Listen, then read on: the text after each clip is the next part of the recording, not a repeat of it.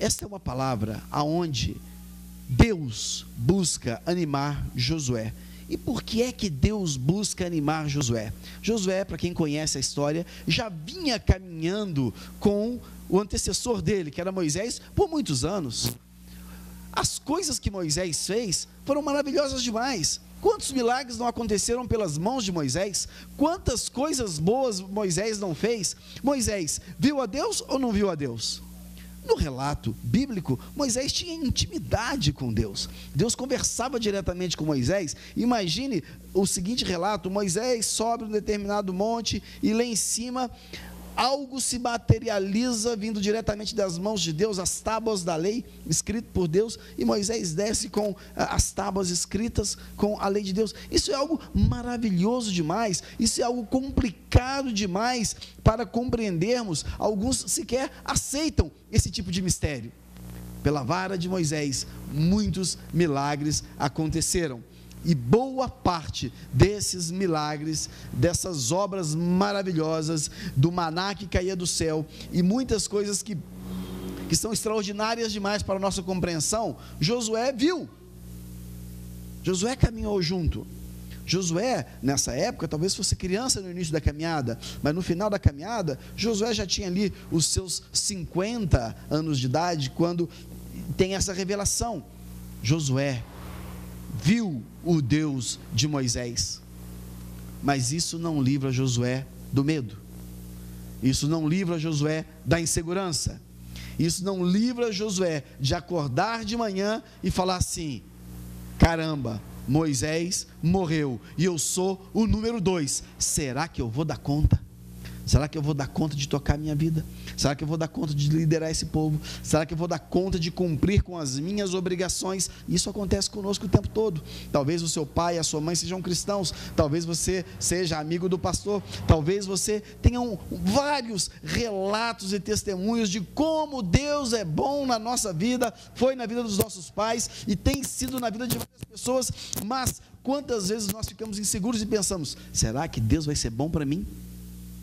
Será que no meu caso, especificamente, Deus estará comigo? Não é incomum nós acordarmos de manhã e pensarmos: será que hoje eu vou conseguir matar o leão? A nossa vida é cheia de desafios, a nossa vida é cheia de leões para serem mortos. Isso acontece comigo, meus irmãos.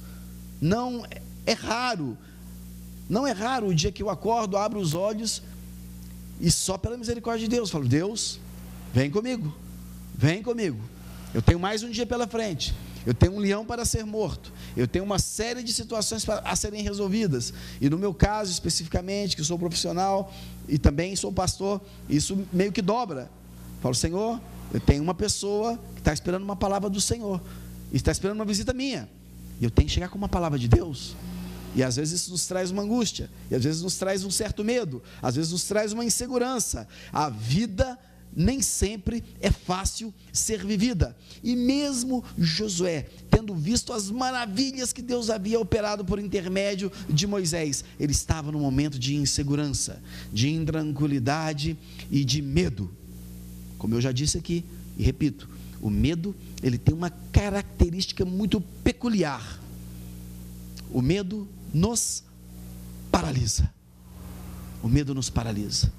Uma pessoa com medo, ela perde a ação, seja a ação física, seja a ação conceitual. Se eu estou com medo, eu não corro, eu não consigo às vezes nem correr. Se eu estou com medo, eu não tomo uma decisão. O que devo fazer? Eu estou com medo, eu não decido, eu espero, eu deixo correr. O medo nos paralisa, o medo não nos deixa tomar decisão. E a palavra que vem para Josué nesse momento é a seguinte: Josué, não temas, não temas. Esta é uma palavra que Jesus Cristo repete muitas vezes no Evangelho. Não temas.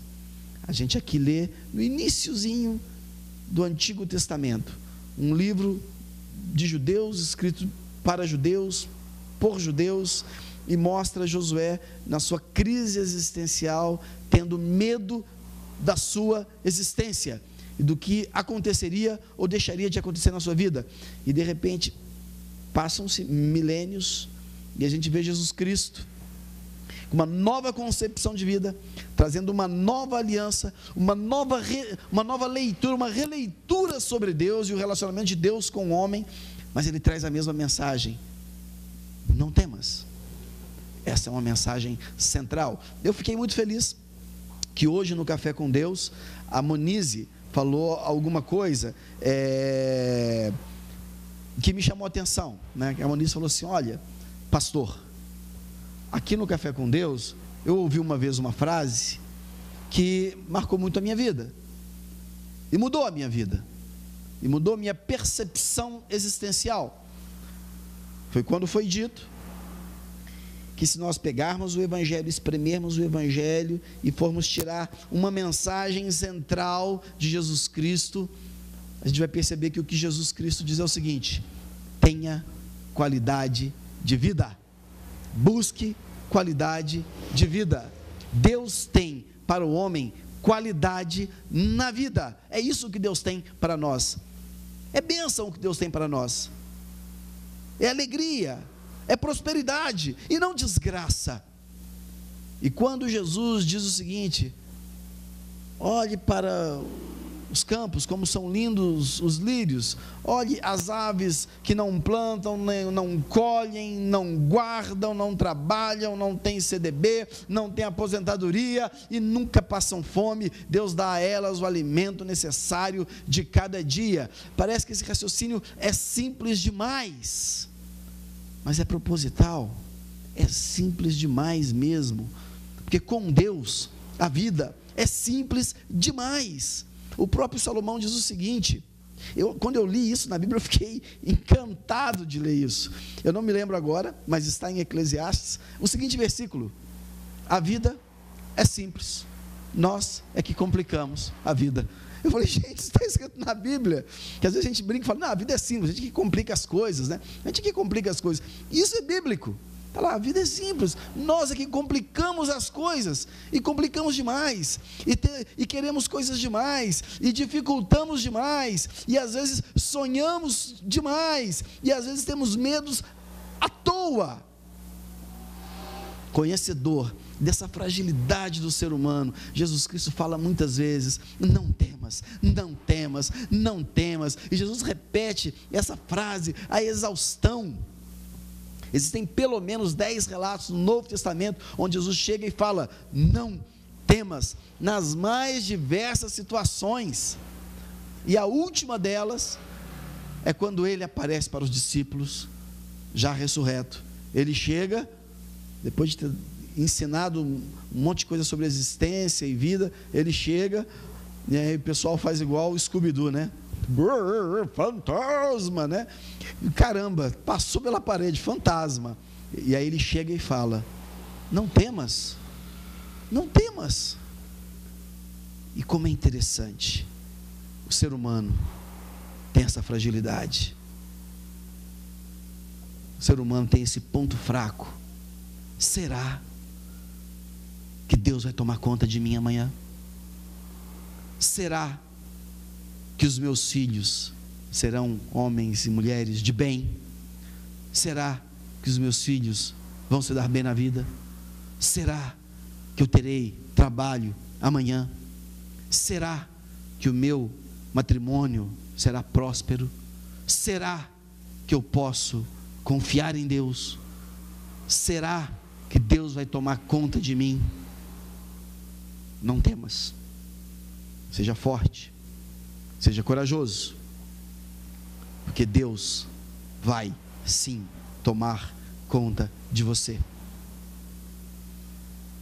Mas nesse mesmo discurso, em que vem essa profecia para Josué, onde vem essa palavra de ânimo, aonde Deus encoraja Josué e diga: não tenha medo, eu estarei contigo, vem um recado junto. Além dessa exortação, vem um recado junto. Versículo 7 diz o seguinte: seja forte e muito corajoso. E eu digo para você nessa manhã, diante da vida, diante dos desafios que o casamento reserva para você, diante dos desafios profissionais, diante dos desafios cotidianos da educação da sua prole, seja forte e corajoso, seja forte e corajosa, não desanime, não abaixe a cabeça, olha para frente, caminha e diga: Deus vem comigo, que Deus vai com você. Não desanima, não atraia sobre você a característica dos fracos, que Deus é forte, Deus está com você. Quantas vezes eu, na minha vida, fui tentado a desistir, diante dos monstros que me perseguiram, diante dos leões que eu tive que enfrentar na minha vida. Quantas vezes deu vontade de desistir? E um dos grandes traumas que eu trago na minha vida é o fato de a minha mãe, quando eu tinha 7 anos de idade, ela tinha 36 anos de idade, e eu tinha 7, e ela não deu conta, ela desistiu, ela não conseguiu ir adiante. Ela era separada, desquitada há muitos anos atrás, sofria um grande preconceito da família, que eram católicos muito fervorosos, numa cidade do interior. Ela desquitada, um preconceito muito grande. Ela saiu de casa com 4 filhos pequenos, e ela apanhou do meu pai, falou: para ficar aqui apanhando eu não fico. Foi embora, foi viver sozinha, mas não deu conta do rojão. E de repente, com seus 36 anos de idade, com seus 4 filhos, ela achou que a vida não valia a pena ser vivida, e ela desiste da caminhada, e ela se suicida. E ficamos ali, 4 meninos desamparados.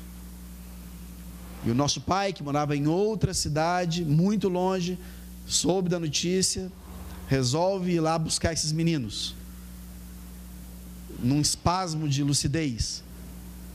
Meu pai não foi um excelente pai, mas foi uma péssima mãe. Então fui criado sem mãe, e por muitos e muitos anos a minha relação com o sexo oposto foi extremamente conturbada, porque eu projetava nas mulheres a culpa que eu imputava sobre a minha mãe. E para mim, mulher alguma prestava, mulher alguma era digna da minha confiança, mulher alguma era digna do meu amor ou da minha devoção. Mulher era um bicho traiçoeiro, como fruto de um relacionamento mal resolvido. Nós conversamos sobre isso no encontro de casais que teve na sexta-feira, de como que um relacionamento conjugal mal resolvido causa danos, às vezes, quase que irreparáveis nos filhos. E como todos nós aqui trazemos algum tipo de trauma da relação dos nossos pais, entre eles ou conosco, mas como que nós podemos minimizar isso? E uma das formas é termos um relacionamento, buscarmos com toda a força do mundo um relacionamento conjugal estável, porque esse relacionamento vai criar cidadãos estáveis, você vai entregar para o mundo filhos estáveis. Mas eu fui fruto de um relacionamento absolutamente instável, de uma mãe que não deu conta da vida, e eu fui um monstro por muitos anos, vivendo esse drama de sentir o abandono maternal em tenra idade. Mas Deus foi muito bom comigo, porque, como todos sabem, minha vida teve um revés terrível em várias áreas. E quando eu tinha 36 anos de idade, portanto, há 8 anos atrás, eu estava no auge do meu desespero existencial. A vida perdeu para mim todo o sentido, ela não merecia ser vivida. E eu falava para Deus: Deus, para mim acabou. Eu falava igual Jesus Cristo: entrego a minha alma. E eu falava: Deus, se o Senhor me ama, me leva, eu não quero mais essa vida, não faz mais nenhum sentido, eu não quero mais. a única coisa que fazia eu ter um pouquinho de força para querer continuar vivendo era o fato de eu ter 2 filhos. E eu falava assim: eu tenho 2 filhos, eu tenho que tomar conta deles, eu tenho que educá-los. Era a única coisa que fazia algum sentido. Não era por mim, era por outros. Mas às vezes eu acordava de manhã, quando os olhos abriam, eu falava: Deus, eu estou vendo que o Senhor não me ama mesmo, que se o Senhor me amasse, o Senhor teria atendido a minha oração. Eu não falei para o Senhor ontem à noite que eu não queria ter acordado, que eu não queria acordar mais, eu queria só dormir. E isso eu tinha 36 anos, e a vida perde todo o sentido.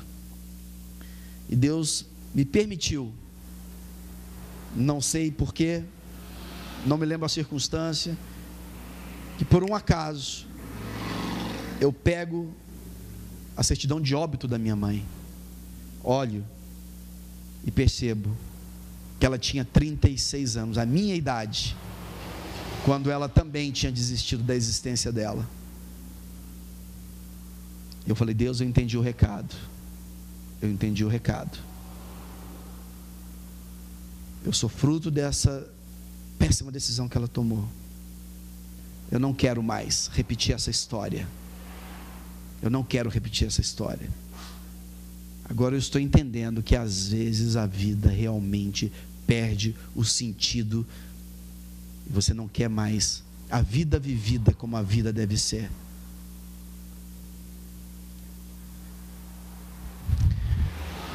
E a minha oração muda. E eu me lembro claramente que eu acordava de manhã, abria os olhos e falava assim: Deus, me dá força para viver. Eu não tenho força, mas eu sei que o Senhor pode me dar força. É a única coisa que eu te peço: força para continuar vivo. Me dá força para viver, força para viver. Eu acordava, levantava, falava assim: Deus, eu quero força para viver. E se eu estou aqui, é porque Deus atendeu a minha oração, e Deus pode atender a sua oração. Talvez você não esteja passando um drama existencial tão contundente como o meu, mas eu tenho certeza que todos nós estamos envoltos de alegrias e de tristezas. Todos nós temos aquelas coisas para as quais nós olhamos e sorrimos, e temos aquelas para as quais nós olhamos e queremos delas fugir, sumir. Eu falava para o Pedro, meu filho, essa semana. O Pedro é um menino, como todos sabem aqui, menino brilhante, menino sensacional. Não é porque é meu filho, não. É claro que é porque é meu filho, né? A gente sempre acha que o nosso filho é melhor que todos, e graças a Deus que a gente acha assim, né? Mas o Pedro é um excelente filho, mas ele tem dificuldades na escola. Ele herdou isso do pai dele. E eu falo para ele: filho, não desista, não entregue, você consegue. Eu consegui, sou menos inteligente que ele, eu tinha menos recursos do que ele, e eu achava que eu não ia dar conta. Eu olhava e falava assim: eu não vou dar conta disso aqui nunca, não consigo entender isso aqui é grande demais para o meu cérebro. Mas Deus, na sua muita misericórdia, naquele momento colocou pessoas para me ajudar. Então eu digo: filho, não desista. Esse é o desafio que Deus põe na sua vida hoje, e você vai conseguir. Lá na frente terão novos. Não desista dos novos desafios. E assim a gente constrói uma vida onde a gente pode mais adiante sentar com os filhos e contar as coisas boas que Deus fez, e mais adiante sentar com os netos e contar o quão maravilhosa a vida pode ser quando nós não desistimos da vida que Deus nos deu para ser vivida. Esteja aonde você está, esteja onde você está, não fuja da sua existência, não fuja dos problemas que Deus está te presenteando nesse momento. A vida ficou mais difícil? Meus parabéns, você passou de fase.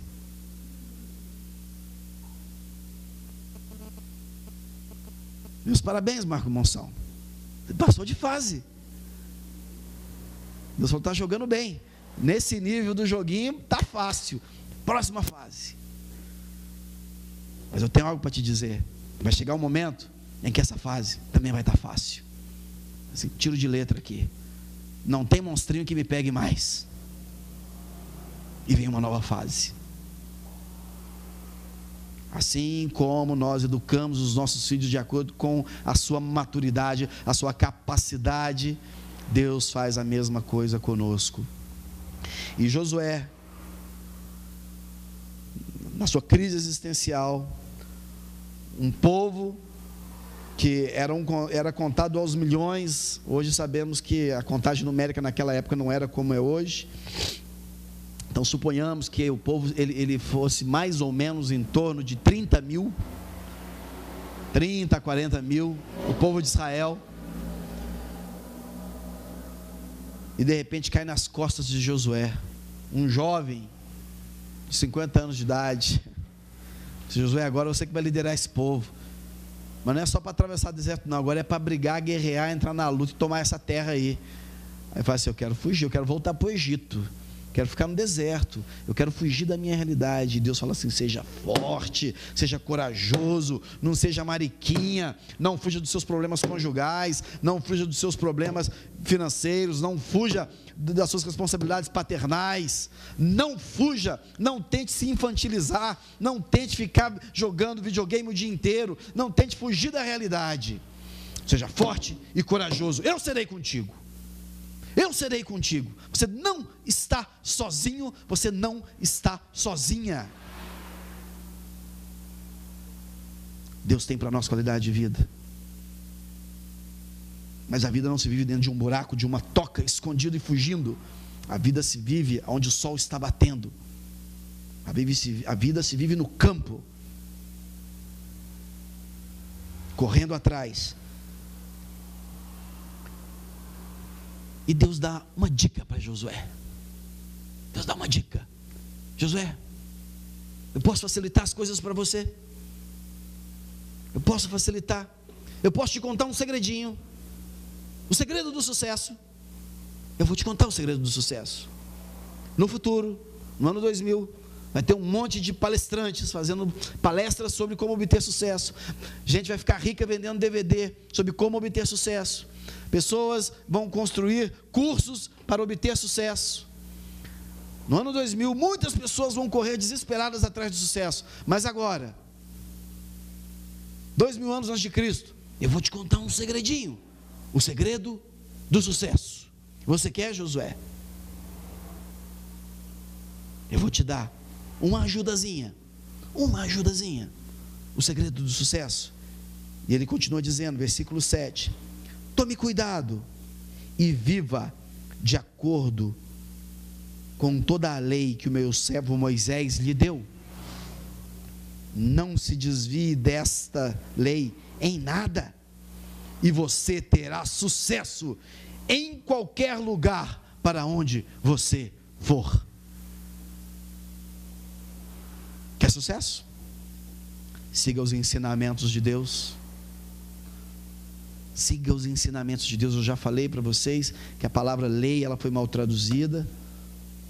A palavra Torá, a palavra foi, aqui está escrito lei, no original está escrito Torá. A palavra Torá foi traduzida por lei, mas a melhor tradução hoje, os melhores tradutores sabem que a melhor tradução dessa palavra não é lei, é ensino. Então você não estará errado se ao invés de você disser a lei de Deus, você disser o ensino de Deus. E eu prefiro usar essa palavra ensino, porque a lei é o seguinte: quem não cumpre a lei, vai preso. Mas quem não cumpre o ensino, aprende de novo. Vamos lá, vamos repetir. Acho que você não entendeu. Volta para o banco, vamos lá, de novo. Até você entender. É diferente a relação do professor com o aluno do que com a autoridade, com quem descumpre a lei. E aqui ele fala: cumpra o meu ensino, siga o meu ensino e não se desvie do meu ensino em nada. e você terá sucesso em qualquer lugar para onde você for. Esse é o grande segredo. E aí ele fala um pouco mais, ele não para aí, mas ele diz o seguinte: 1, não tenha medo e seja corajoso. 2, eu te dou o segredo do sucesso, que é você seguir os meus ensinos. E 3, no versículo 8, fale sempre do que está escrito neste livro. Estude este livro dia e noite e se esforce para viver de acordo com tudo que está escrito nele. Ele sabia que não ia dar conta de fazer tudo, mas se esforce. A gente não dá conta, mas a gente pode se esforçar para fazer o máximo possível, e se esforce para viver de acordo com tudo que está escrito nele. 3, passe adiante. 1, não tenha medo. 2, siga os ensinos. Isso é o segredo do sucesso. 3, passe adiante. Não seja um egoísta com esses ensinos. Fez bem para você? Passe adiante. Eu vejo aqui quantas pessoas têm sido abençoadas com a palavra de Deus nessa igreja. E eu vejo meu irmão Marcos, que não está aqui hoje, que era um homem que odiava crente, detestava o evangelho, achava isso uma palhaçada sem fim, achava que isso aqui era uma tenda cheia de palhaço dentro. Deus pega ele pelo pé, que Deus é assim, Deus gosta daquele, Deus pega ele pelo pé, o homem converte. E hoje, quando eu vejo o Marcos falando de Deus, eu falo assim: cara, Deus existe mesmo. Passando adiante essa mensagem, passe adiante, não guarda não, isso não é segredo. Não é segredo, não é algo para você guardar em 7 chaves, não. Passe adiante. Diz que Josué: fale desse livro, fale das coisas que você tem aprendido. Tenha vergonha não. Essa semana, esse negócio de ser pastor às vezes nos persegue, né? Você não consegue mais manter a sua identidade secreta, né? Às vezes eu tento manter a minha identidade secreta, mas é incrível. A gente tenta ali e tal, às vezes você não quer falar que é pastor, não por nada, às vezes até para não constranger a pessoa, porque você está num ambiente e você fala: pastor, as pessoas já mudam, desculpa, tal. Eu falo assim: não, pode continuar conversando, não vou morder, eu sou pastor, mas eu sou gente, né? Sou limpinho, né? Sou limpinho e tal. Enfim, eu fui numa loja de músicas, eu contei isso lá no Encontro de Casais, fui para ver as músicas. Ele é uma loja especializada em CDs de rock importado, uma coisa muito específico, né? Só para quem é muito fã de rock, é tudo importado, tudo caro. Eu nunca tinha entrado lá, eu entrei só para ver, eu não fui comprar nada. E aí comecei a conversar com a vendedora,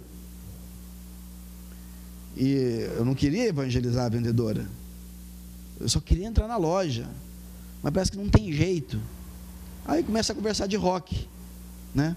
Aí dali a pouco estamos conversando da vida dela. Falei: cara, como é que pode em 5 minutos me contar na vida dela? Aí começa a contar da vida dela. Aí eu começo a testemunhar a Deus para ela. E ela é ateia. E eu, tá, tudo bem. Aí na saída, eu falei assim: eu vou dar um texto para você ler. Aí abri o Café com Deus no computador dela, falei: lê esse texto aqui. E fui embora.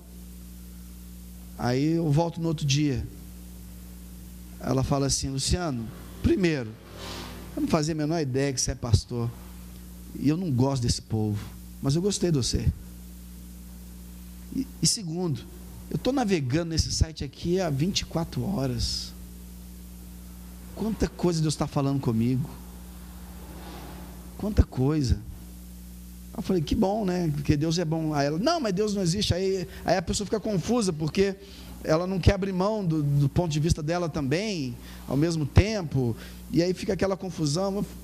Tá bom, deixa. Aonde Deus fecha com Josué, simplesmente fecha e faz um resumo, desse bate-papo, desse monólogo que ele teve com Josué.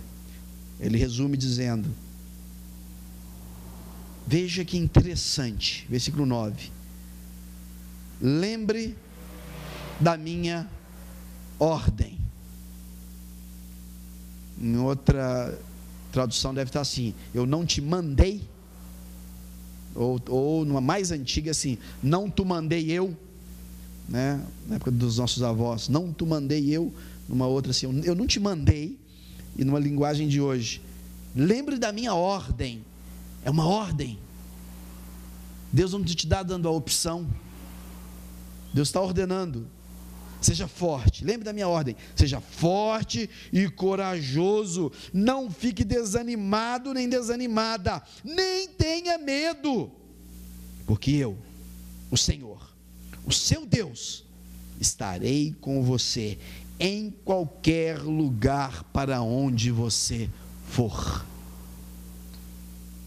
Em qualquer lugar para onde nós formos, nós não estaremos sozinhos, porque Deus não tem a opção, porque Ele mora dentro de você.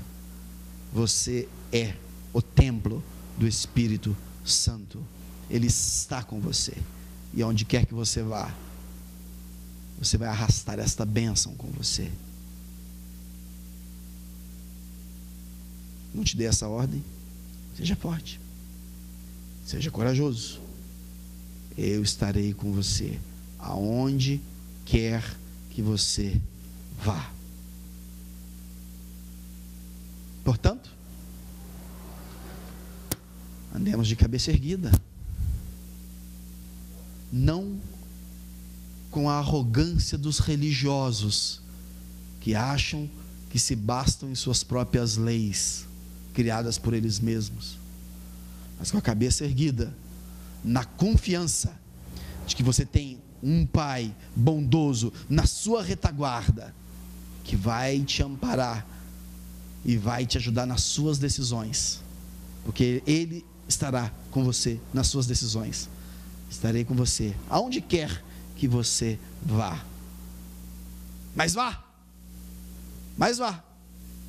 fica parado não, porque assim como nós não conseguimos guiar um carro estacionado, Deus não consegue guiar uma vida estacionada, estagnada. Deus só guia vidas em movimento. Então vá, caminhe, e Deus te levará, e te abençoará, e te dará oportunidades. Vamos ficar de pé.